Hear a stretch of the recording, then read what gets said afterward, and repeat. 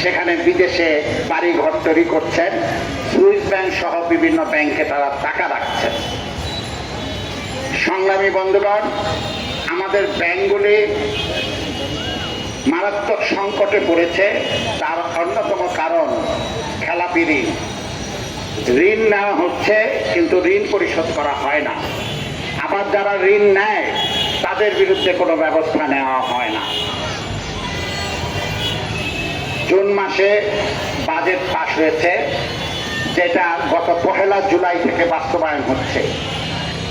7,97,000 কোটি টাকার একটি বাজেট এখানে উপস্থাপন করা হয়েছে। যদিও এই বাজেটের একটা বড় অংশ ঋণ নির্ভর, কিন্তু এই বাজেটে জনগণ খুশি না। কেন? কারণ দেশে যে দুর্নীতি লুটপাট চলছে সেই সংকট সমাধানের কোনো ইঙ্গিত বাজেটে দেখা যায় নাই। বাজেটে আমাদের দেশের শ্রমজীবীদের আয় বৃদ্ধির কোনো প্রক্রিয়া বাজেটের মধ্যে উপস্থাপন হয় নাই। শ্রমজীবীদের দাবি রেশন ব্যবস্থা, সেই রেশন ব্যবস্থার জন্য কোনো বরাদ্দ আমরা বাজেটে দেখি নাই। ফলে একটা গতানুগতিক বাজেটই উপস্থাপন করা হয়েছে। অতীতে যেইভাবে বাজেট বরাদ্দের মাধ্যমে দেশের লুটপাটের পরিমাণ বৃদ্ধি পেয়েছে, এবারও রেকর্ড পরিমাণ বাজেটের মধ্য দিয়ে আরো বেশি লুটপাটের দরজা উন্মোচিত হচ্ছে। সংগ্রামী বন্ধুগণ, এ সময়কালে পত্রপত্রিকায় সাবেক আইজিপি বেনজিরের লুটপাটের কাহিনী আপনারা দেখেছেন। দেশের সাবেক সেনাপ্রধান তার অনিয়মের কথা আপনারা পত্রপত্রিকায় দেখেছেন।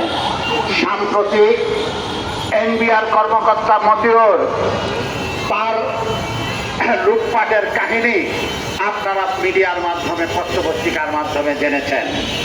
এভাবেই আমরা দেখতে পাই কোটি কতক মানুষের দুর্নীতি মানুষের সামনে আসে। আরো হাজার হাজার মানুষ যারা সরকারের বিভিন্ন জায়গায় সরকারের পছন্দে সেখানে অবস্থান করছেন, তাদের দুর্নীতি দেখা যায় না। এই বেনজির যখন আইজিপি ছিলেন, যখন র্যাবের মহাপরিচালক ছিলেন, তখন সরকারের খুব বিশ্বস্ত এবং নির্ভরযোগ্য লোক ছিলেন।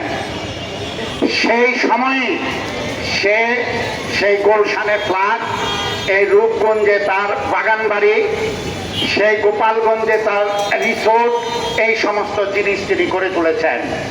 সংগ্রামী বন্ধুগণ, তখন সেটা প্রকাশ্যে আসে নাই। তখন বেনজিরের সুনাম করতে দেখেছি আমরা এই সরকারের বিভিন্ন পর্যায়ের মানুষদের। আজকে কি বিশেষ কারণে আজকে বেনজিরের দুর্নীতি সামনে চলে আসছে? সংগ্রামী বন্ধুগণ, আজকে যার সাথে সরকারের সামান্য কোনো গোলযোগ, তারটাই সামনে আসে। আর সরকারের বিশ্বস্ত যারা, তাদের তো সামনে আসতে দেয়া যায় না। আপনারা দেখেছেন বেনজির আলোচনার পরে ঢাকার পুলিশ কমিশনার ছিলেন সে আসাদুজ্জামান, তার বিষয়ে যখন পত্রপত্রিকায় আসলো, তখন পুলিশ সার্ভিস কমিশনের পক্ষ থেকে বিবৃতির মাধ্যমে হুমকি দেওয়া হলো এগুলি যাতে প্রকাশ্যে না আসে। বাস্তবে এই হুমকি ছিল মিডিয়ার উপর, এই হুমকি ছিল জনগণের উপর।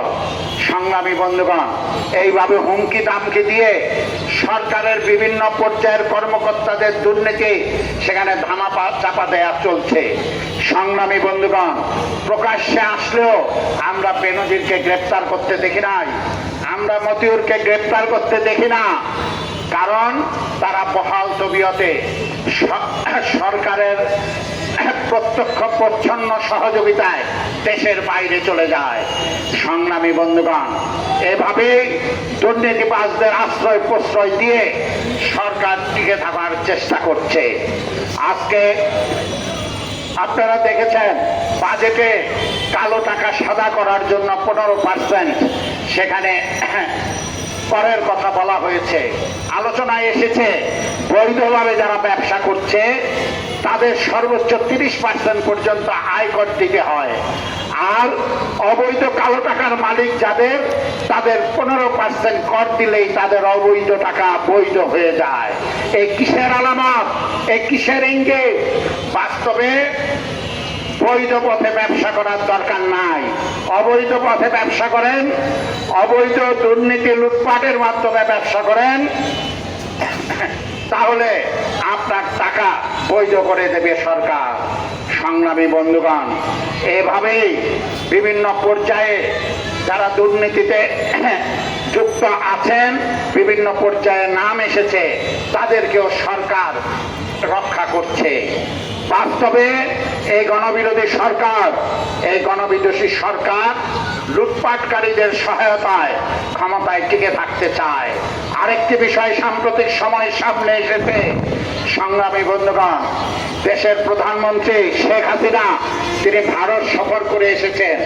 ভারত সফর করে তিনি কয়েকটি চুক্তি এবং স্মারক সেখানে করে এসেছেন। সংগ্রামী বন্ধুগণ, আমাদের দেশের সরকাররা বিদেশের সাথে কি চুক্তি করে এটা জনসমক্ষে আসে না, আংশিক আসে। সংগ্রামী বন্ধুগণ, এটা কেন জনসমক্ষে আসবে না?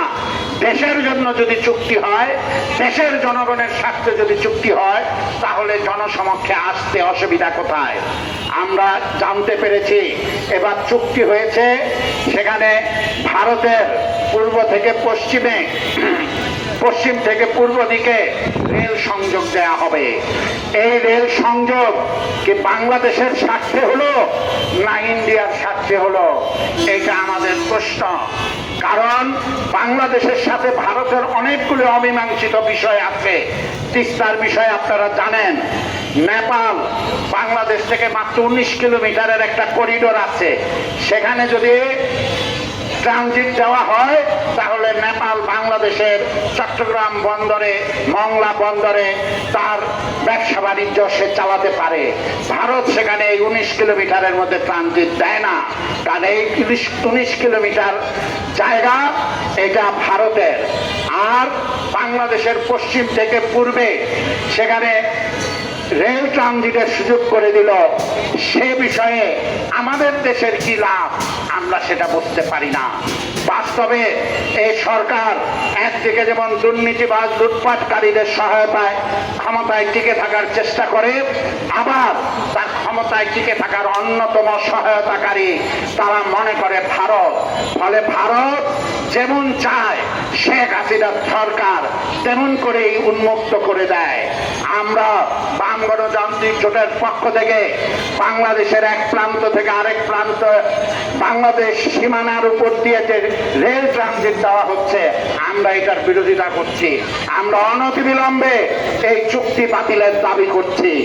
সংগ্রামী বন্ধুগণ, দেশের স্বার্থ বিসর্জন দিয়ে একের পর এক ভারতের সুবিধা করার জন্য চুক্তি করবেন আর দেশবাসী মুখ বুঝে মানবে, এটা ভুল চিন্তা। এই দেশবাসী রক্তের বিনিময়ে দেশ স্বাধীন করেছে, ঔপনিবেশিক পাকিস্তানের বিরুদ্ধে লড়াই করেছে, ঔপনিবেশিক শাসন ব্রিটিশের বিরুদ্ধে লড়াই করেছে। আজকে ভারতীয় আগ্রাসন, ভারতের যে কোনো জবরদস্তির বিরুদ্ধেও এই দেশবাসী রুখে দাঁড়াবে। সংগ্রামী বন্ধুগণ, নেতৃবৃন্দ বক্তব্য রাখবে বাম গণতান্ত্রিক জোটের পক্ষ থেকে।